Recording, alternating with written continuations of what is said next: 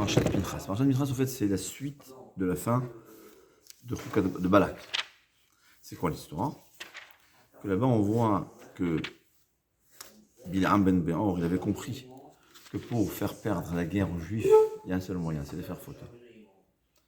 Et il lui a dit Elokehem shel Elu sonezimam. Ce Dieu, leur Dieu des Juifs, il ne supporte pas. Zima, c'est les rapports hors mariage. Alors, les non-juifs, ils n'ont pas un interdit, il faut savoir. Mais ça ne veut pas dire que c'est bien. Ouais. C'est comme. On ne va pas punir aujourd'hui quelqu'un qui se drogue. C'est déjà c'est bien. Mais s'il fait partie de la police, surtout s'il fait partie de la garde royale, on peut accepter quelque chose de pareil.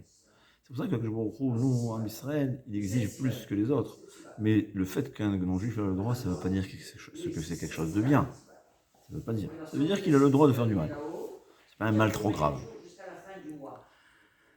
Mais il ne supporte pas Zima. Parce que c'est de l'égoïsme, en fait. Zima, c'est l'égoïsme total. Et il nous a donné cette possibilité de plaisir juste pour, au contraire, se lier à sa femme, s'unifier avec sa femme. Quand on utilise ce qu'Hachem nous donne, contraire au but qu'Hachem lui a donné, c'est pas faisable. Et c'est écrit que qu'est-ce qu'ils ont fait? Ils ont mis des jeunes. La Gemara a dit comme ça. Ben Israël, ils sortaient pour acheter des tissus. Apparemment, Moab, c'était des vendeurs de tissus. Donc, ils mettaient à l'étalage des tissus avec une vieille dame. Et il dit dans le temps, le vin des non-juifs n'était pas encore interdit. Il y avait aussi du vin, qui faisait boire. Il dit voilà, j'ai à l'intérieur des tissus encore de meilleure qualité. Il rentrait à l'intérieur, là-bas, elle avait mal habillé, comme on dit. Et c'est comme ça qu'ils ont fauté.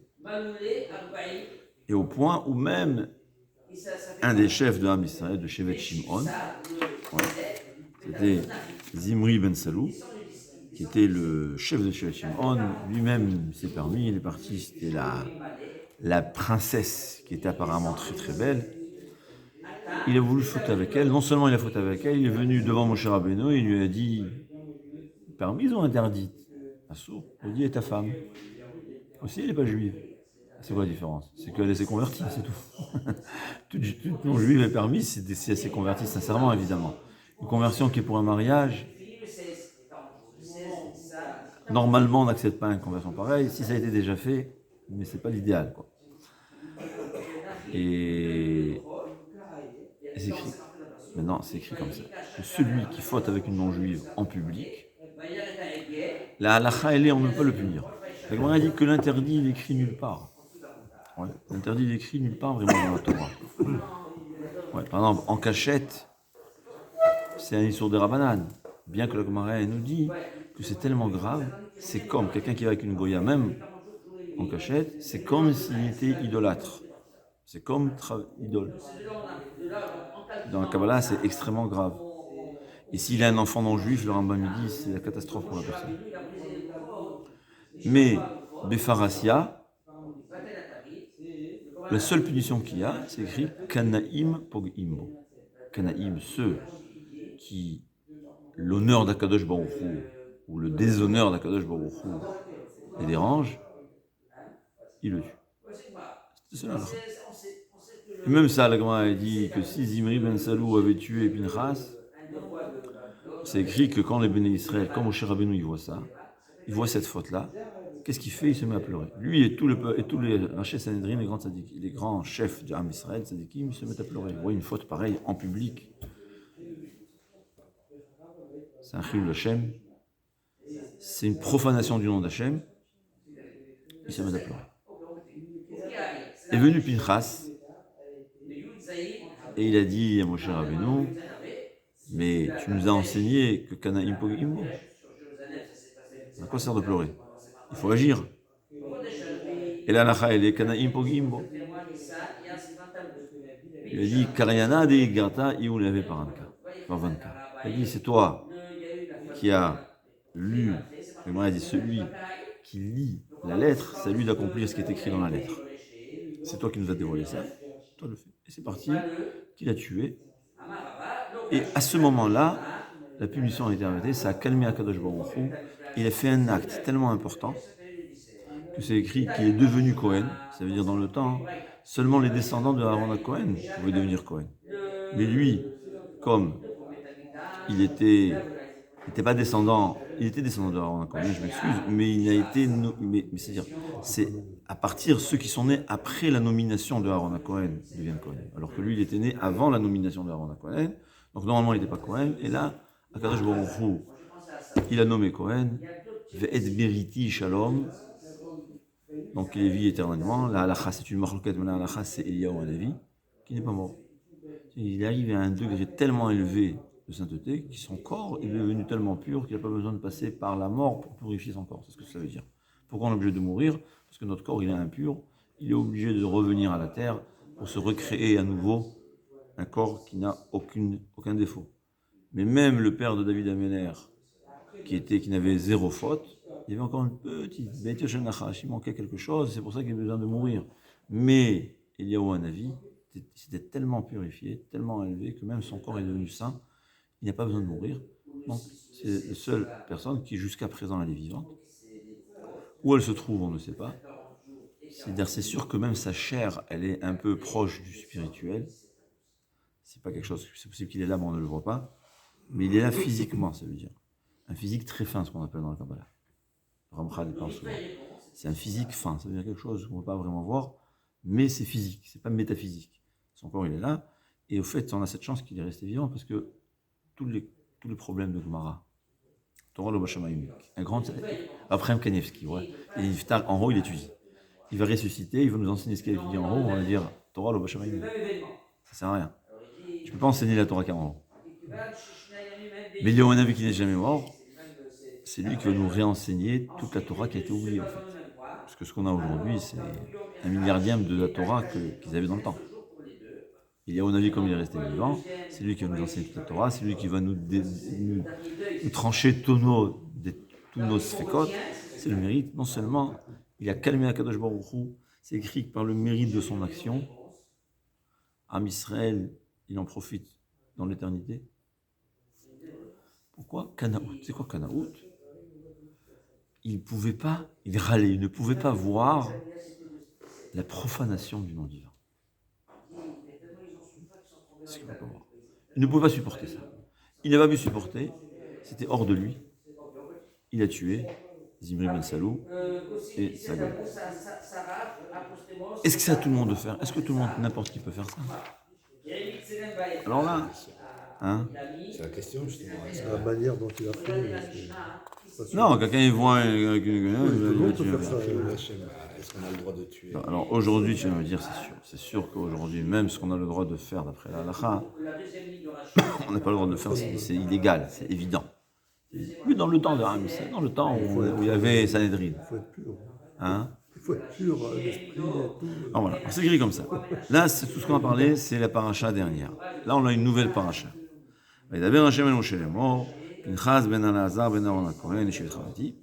C'est écrit, pourquoi Rachid dit, pourquoi Pinchas ben El-Hazar ben Aaron HaKohen? Que les Béné Israël disaient Réou ben Poutizé. Regardez ce descendant de Yitro. Yitro, c'était un idolâtre. Les idolâtres en général sont aussi des assassins, comme Agmara a dit. C'est-à-dire, ça commence par l'idolâtrie, ça termine par le meurtre. Ils disaient tous, regardez, celui-là, c'est un descendant de Yitro, l'assassin, l'idolâtre. Akadosh Baruch Hu a dit non. Il est le descendant de Aharon, qui était Ohev Shalom, le Rodev Shalom, qui aimait la paix. Qu'est-ce que ça veut dire? Explique nos sages. Les Béné Israël avaient dit, vous savez, Pinchas, pourquoi il a tué? C'est un sang meurtrier, il aime tuer. Il y a des gens qui naissent comme ça, malheureusement. Ouais. Au fait, il a tué parce qu'il aimait tuer. Il en a tiré profit. C'est comme quelqu'un qui aime tuer, ouais, il s'en va,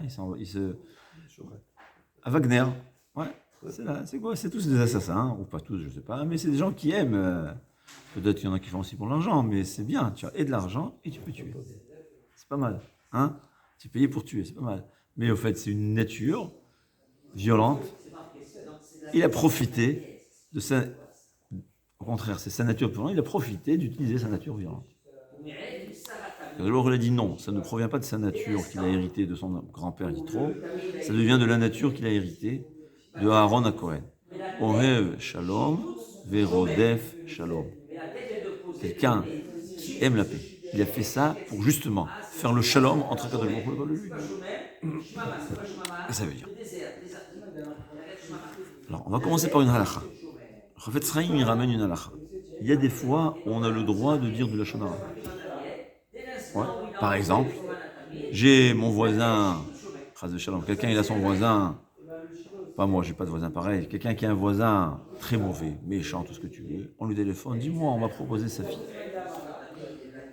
Et tu sais très bien que le pauvre gendre qui va rentrer dans cette famille,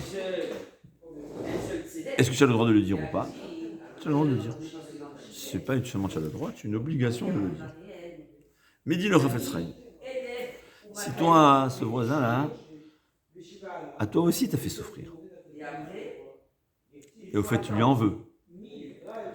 Et quand tu vas dire à celui qui t'a téléphoné, qu'est-ce que tu penses de ce voisin, tu en as profité pour te venger de lui. Ça veut dire, en fait, tu es très content que le Chafetz Chaim t'ait dit que tu as le droit de dire ce que tu penses de ce voisin. Mais au fond, c'est assez joyeux, hein? On appelle ça 2 oiseaux d'une pierre.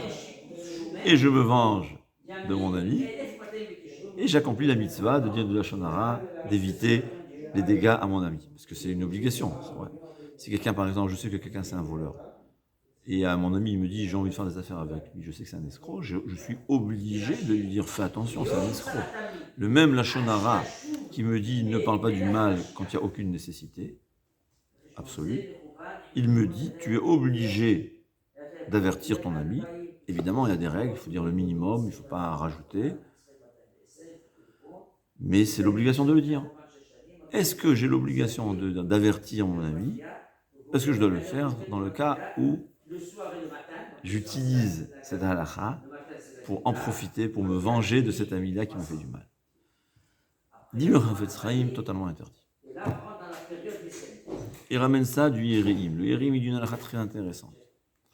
Il y a parfois... Il y a des fois, la Rodef, c'est quoi Rodef?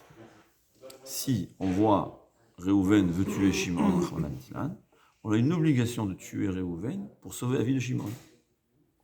Tu vois un policier qui voit Réhouven qui veut tuer Shimon, s'il a le temps de réfléchir, il va lui donner une balle dans la main pour empêcher de tuer. Mais s'il n'a pas le temps de réfléchir, il n'a pas le temps de le faire, et le seul moyen, Rahman al-Islam, c'est de doter la vie de ce futur assassin. S'il a déjà tué, on ne va pas le punir, c'est une autre chose. Mais si sur le point de tuer quelqu'un, tu as une obligation de sauver la personne qui est en danger, même au prix de tuer l'assassin. Dit le Yereim que si cette personne-là qui accomplit cette mitzvah de Rodef, c'est un policier, il a sauvé la vie de Réhouven, on l'a même remercié, c'est très bien. Si ensuite ce policier-là, il a tué quelqu'un 60 ans après, Béchogeg, par inadvertance, il sera puni sur le fait qu'il a tué le Rodef. Donc il a fait une mitzvah. C'est pas une mitzvah, il a une obligation.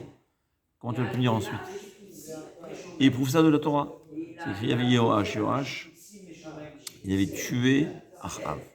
Yehou, il avait tué Achav. Achav, c'était la lignée royale qui était idolâtre.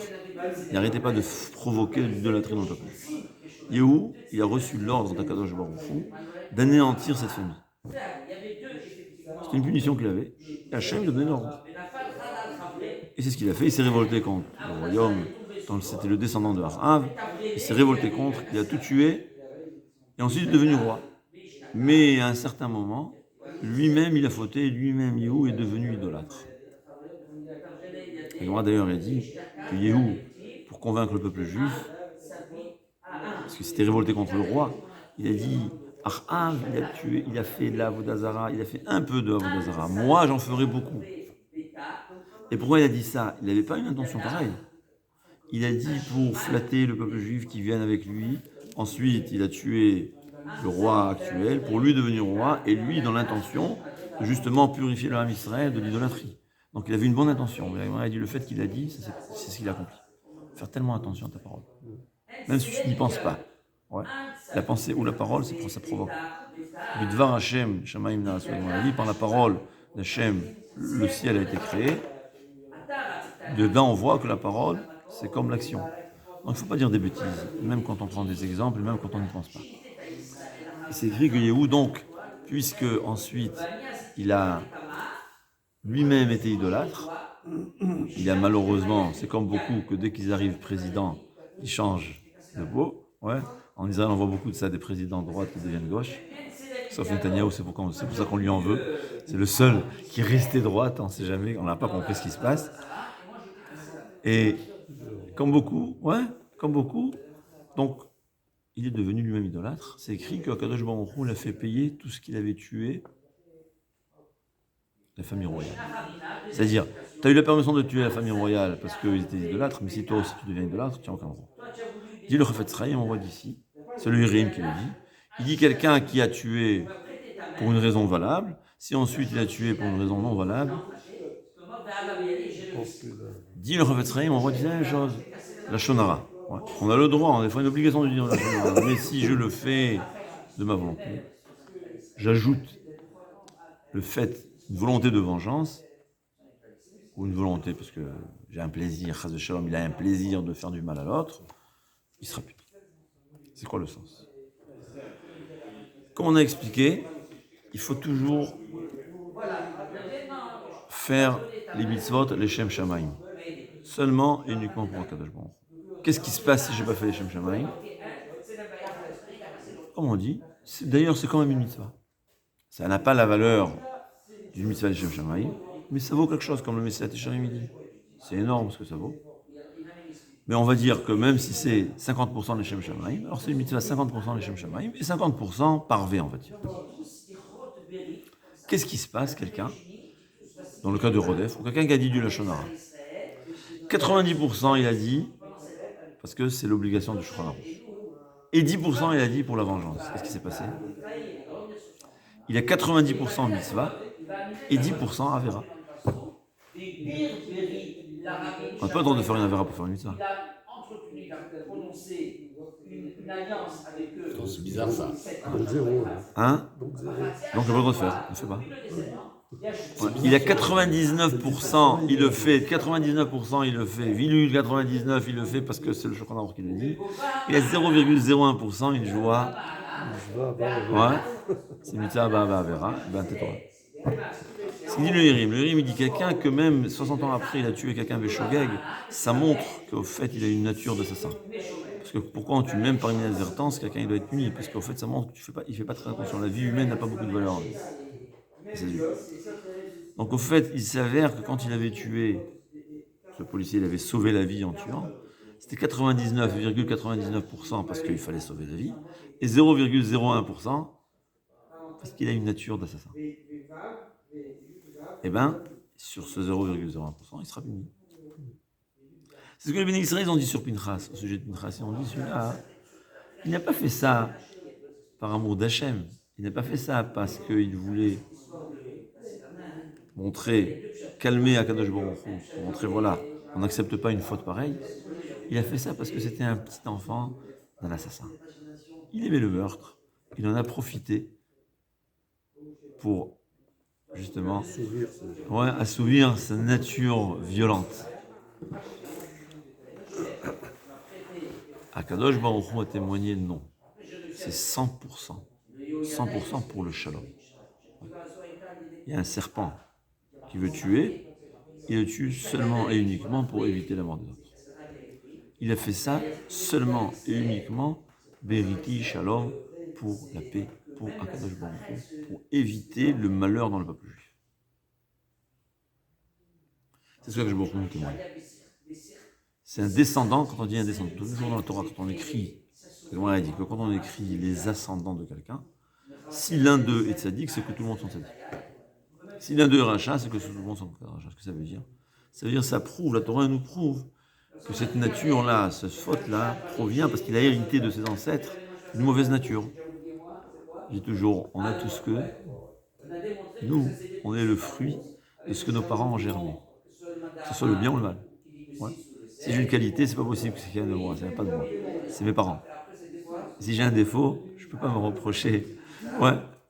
Bon. Mais en tout cas, les qualités, c'est comme ça. Ouais. Non, c'est pour ça que c'est écrit que quand quelqu'un il fait teshuva, ce que le Mashgiach l'a dit. Quand on fait le vidou, anachnu va avoter. Nous et nos ancêtres. Il dit pourquoi? Il dit parce que si quelqu'un a fauté, c'est possible parce qu'il a hérité de ses parents une mauvaise nature. Donc quand il répare sa faute, il répare la faute de ses ancêtres. Il faut savoir. La teshuva de quelqu'un, c'est pas seulement lui qui répare, c'est même ses ancêtres. Son père, son grand-père, son arrière-grand-père. Je ne sais pas combien de générations en haut, ça je ne sais pas. Mais ça répare. C'est pour ça qu'on dit Anachnu va voter nous. Alors, Mashgiach l'avait expliqué encore mieux. Il avait dit au fait pourquoi la personne elle faute, parce que ses parents ont commencé la faute. Donc sa teshuva, elle a plus de valeur, plus il a de la faute, plus sa teshuva a de la valeur. Donc la grandeur de sa teshuva va réparer la partie de c'est proportionnel, ouais. La teshuva elle vaut beaucoup parce qu'il a beaucoup fauté. Ce beaucoup, c'est à cause de ses parents. Donc ce que ça vaut beaucoup, c'est aussi grâce à ses parents. C'est-à-dire ça répare. La teshuva, ça répare. Ça transforme la Avera en mitzvah, ça transforme sa Avera en mitzvah et ça transforme la Avera de ses ancêtres en mitzvah. C'est pour ça que ça répare. En tout cas, c'est ça la leçon. Et d'ailleurs, il faut toujours savoir. Beaucoup de fois, on fait des actions et on s'imagine qu'on le fait pour une mitzvah, parce qu'on est canaï. Non. Regarde ce que tu fais. Si tu n'es pas 100% les Shem Shemaim, ne fais pas. Même Torah, on a une obligation de reprocher à son ami. Si tu l'as vexé, tu as provoqué, tu peux faire. 99 mitzvah, 1% mitzvah, 99% par V, il n'y a pas de problème. Les 99,99% mitzvah, 0,01 avera, ne fais pas. Hachem n'a pas demandé ça. Hachem n'a pas demandé. Quand c'est avera. Ouais, je n'ai pas dit, j'ai répété. Même si c'est 1% les Shem Shamaim, 99 ni avera ni mitzvah, les olam, il faut toujours faire Shelo Lishma, mitor Shelo Lishma Balishma, comme on a vu dans Balak. Je parle dans le cas où c'est 99 mitzvah et 1% avera. Je parle. Ouais. Tu fais honte à ton ami, tu vexes quelqu'un. Si on est conscient qu'on fait une avéra en même temps. C'est-à-dire, il y a beaucoup qui se disent, ouais, moi je suis les Shem Shamaim, les Shem Shamaim, les Shem Shamaim. On n'est pas conscient, donc on ne peut pas. Ouais, ça aussi, c'est pour ça qu'il faut. Volbe disait, et Rav Issa Sainter il disait, on ne peut pas être Baal Midot Tovot. Et on ne peut pas être Yirei Shamaim si on n'est pas un lamdan. C'est quoi un lamdan? Quelqu'un qui sait lire, étudier la Gemara à profondissement. C'est quoi la Gemara à profondeur? Si tu ne peux pas étudier la Gemara en profondeur, tu ne peux pas comprendre la Yirat Shamaim en profondeur. Tu ne peux pas comprendre les Midot Tovot en profondeur. Et l'homme, il va faire beaucoup de Averot. Il est convaincu qu'il a fait des mitzvot. Ouais. J'ai vu quelqu'un hier, arrête pas de dire il marche chez moi. Je lui ai dit, mais on n'a pas le droit de dire il marche chez moi sur un juif. C'est un sourd, c'est Rabbi Akiva Ger qui l'a dit. Tu te crois de sadique, hein, c'est un rachat, alors je traite de Yimar Shemo toute la journée. Non, on n'a pas le droit. Nous, on sait dire Rabbi Akiva Ger, et le Lévira, c'est quoi le Lévira? Quelqu'un qui décède, sa femme. Pourquoi? Vélo Yimaché Shemo ve Israël. Hachem dit, je veux que sa femme se remarie avec le frère du défunt pour que son nom ne soit pas effacé. Pour qu'il y ait un enfant en constitution. Mais là, la chale est que même le plus grand des Réchaïm, il y a une mitzvah d'accomplir le Lévira. Donc tu vois que même le plus grand des Réchaïm, même Achav, qui était Choté ou Marti, la Torah nous dit qu'il y a une obligation de Lévira. Donc ça veut dire qu'Akadosh Baruch Hu, même quelqu'un qui est super rachat, Akadosh Baruch Hu, il veut que son nom ne soit pas effacé. Comment toi tu peux dire sur quelqu'un il marche moi? Les seuls dans le judaïsme qu'on dit il marche moi, il y a deux. C'est l'acrobate et Shabbat Haïtzi, les faux messies. C'est deux personnes seulement et uniquement qu'on dit il marche moi. Tout le reste, on n'a aucun droit de dire. Aucun droit de dire quelqu'un. Alors lui, il est convaincu qu'il a fait une mitzvah. Il aime tellement Akadosh Baruch Hu qu'il maudit tous des ennemis d'Hachem. Mais Akadosh Baruch Hu, il t'a pas demandé ça, au contraire. Prie qu'il fasse des choses, ça oui. Chaque fois que tu dis non dans l'achat, il y aura tant qu'il fasse des choses. Ça fera plaisir à les gens.